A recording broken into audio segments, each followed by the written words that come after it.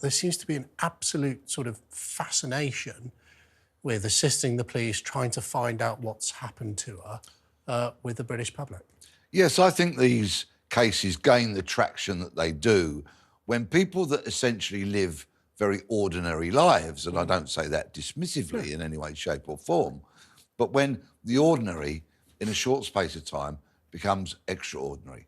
And I think that's where the interest and the traction comes from, and the fascination, some of which, of course, is good because it will encourage people to come forward and speak to the police, but much of which, of course, is damaging and hurtful because of the rampant kind of ridiculous speculation that goes. But we haven't seen just quite the same amount of speculation as we saw around Nicola Bulley. In fact, we were talking about it at the top of the programme, the bizarre sort of psychics, amateur investigators doing YouTube videos. That doesn't seem to have been quite the same. And I can't, everyone watching at home, looking at those CCTV, the footage of her leaving the gin, the gin stand, the department store, gin stand at the department store. She worked on the gin stand, walking through the streets, coat over the shoulder, sort of hustling and bustling along.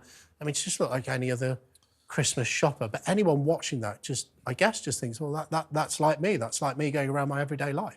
Well, actually, on kind of closer analysis of the CCTV clips, we see Gaynor behaving very differently in different parts of that CCTV, almost polar opposites, because we see her running across the road. So much so got hit by a car. That at one point, somebody has to slam the brakes on. You know, go to any shopping street this weekend, I think you might see that. So but we can't know, can we, if there's, no, we don't. there's something going on with that. But then later on, we see her almost ambling down the road, and she glances over her shoulder and appears to be looking up at something. If I was a part of the investigation, I'd want boots on the ground to see, is that a poster? Is it a sign that she might have been taking notice of? But today will be an interesting and significant day because, of course, it is 1 week since Gaynor went missing. Now, we talk about how widely the public are engaged with this story. The fact of the matter is many people do not engage with the media. They don't read the paper, they don't watch the television, but they might be creatures of habit.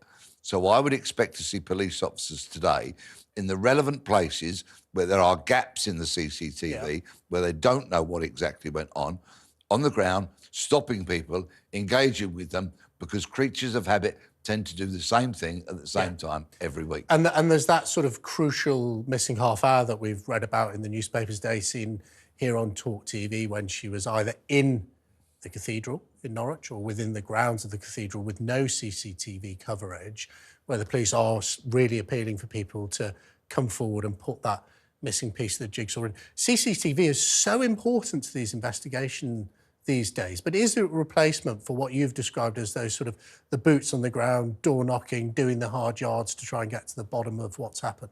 Oh, it very much is these days. Major investigations are generally solved one of three ways, or through a combination of CCTV, mobile phone technology, and forensic science. They're the real tools that are used to solve crime these days. But unfortunately, they don't solve every crime. And back in my day, a long time ago, what was crucial was statement taking from witnesses and members of the public. And in terms of the skill set of detectives these days, it has undoubtedly dropped. And I hear this from victims commissioners, other senior police officers, and this is being problematic with regards to serious investigations, particularly of a sexual nature. I appreciate I'm going a little bit off message now, but that statement-taking skill is important, and I expect to see police officers with their clipboards, with a picture of Gaynor today, in and around the cathedral, engaging with the public, where you hear this time last week, and if the public say yes, then a thorough statement should be taken from them. And it's undoubtedly the most powerful tool a police officer still possesses is the policeman's notebook to take down those notes. We've mentioned just briefly, this does seem to be proceeding in a very different way, although there are clear similarities with the Nicola Bulley case. I also read that the police in Norwich are liaising and working with the police in my home area of Lancashire about lessons learned. And there's been quite a critical report of Lancashire Constabulary, particularly more around their media strategy than the investigation itself. Is this unusual, or do police forces sort of share experience like this regularly, or is it because of the similarities of the cases? Yeah, it's a regular feature, and of course, it's a very sensible thing that police officers with a particular set of experiences from a particular kind of case should share that knowledge with officers when a similar set of circumstances arises. Of course, Lancashire Police's media strategy and the release of information was utterly lamentable in the Nicola Bully That's been case. quite, and you know, people get things wrong all the time. Let's hope that the police will let. One final question before I bring our panel in. On a completely separate story, this young man, Alex Batty, has been discovered, or he's freed himself actually in France. That's going to be a massively complex police investigation, which I believe Manchester Constabulary have now taken over. What will their next step be? So he's returning to the UK. Will they be pursuing his captives, for want of a better term, these people who've abducted his mother and his grandfather? Will they pursue them in France, Spain, or Morocco? They seem to be all over the place. Well, the primary thing is to get in front of Alex and to fully and properly debrief him as to what has gone on in the last 6 years. Yeah. Should any offences be disclosed or discovered, then an investigation will be launched. But of course, in 2023, the world has shrunk. We have Interpol, we have Europol. Cross-border investigations are commonplace. Well, there may be, but they haven't caught them for the last 6 years, because I don't think the investigation into the abduction itself, which took place in southern Spain near Marbella, was ever dropped. So these are not easy people to find, obviously, because they've been at large for 6 years. And unfortunately, when it comes to southern Spain, there are a lot of British criminals out there getting up to no good whatsoever. And certain investigations that I would like to see progressed more robustly out there quite simply aren't. OK, well, you see, that's why they never should have let you retire. Mike, really interesting to hear from Peter there. Again, it just goes back to this point about how crucial the public is in terms of input. Again, a week on, if you go to the cathedral grounds or the cathedral itself once a week, you know, the police will really be hoping that the public are going to step up and help fill in the gaps. Yeah, of course, and the public information is of course crucial, and that is, I mean, it's getting the balance right, isn't it? I mean, in one way, it's good that this story has gone public because it does mean that people now know that she's disappeared, and if people knew her or indeed saw her last week, they will be able to come forward.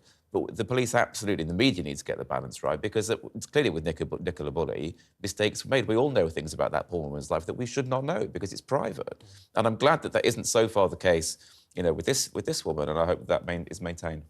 But Chloe, we do know she's a mother.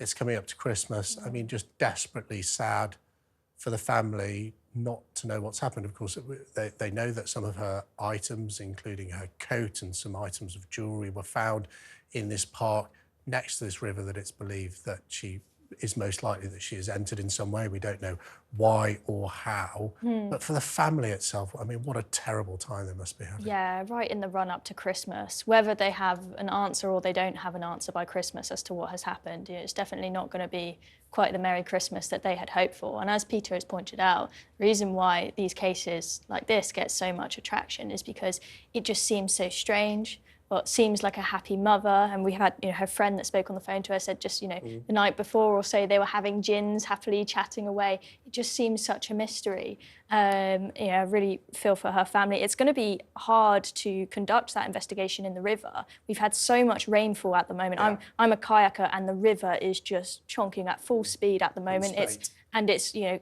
full of silt. It's going to be very hard for them to see anything. So I hope that they can conduct a successful investigation, but it's going to be hard. And it was caused weeks until Nicola Bully was found. I don't know if this river is tidal. Big challenge in Lancashire, it was a tidal. It is, even though it's that far into Norwich, it still has a tidal element. Yeah, they do have tide. Thank you, Peter, for joining us.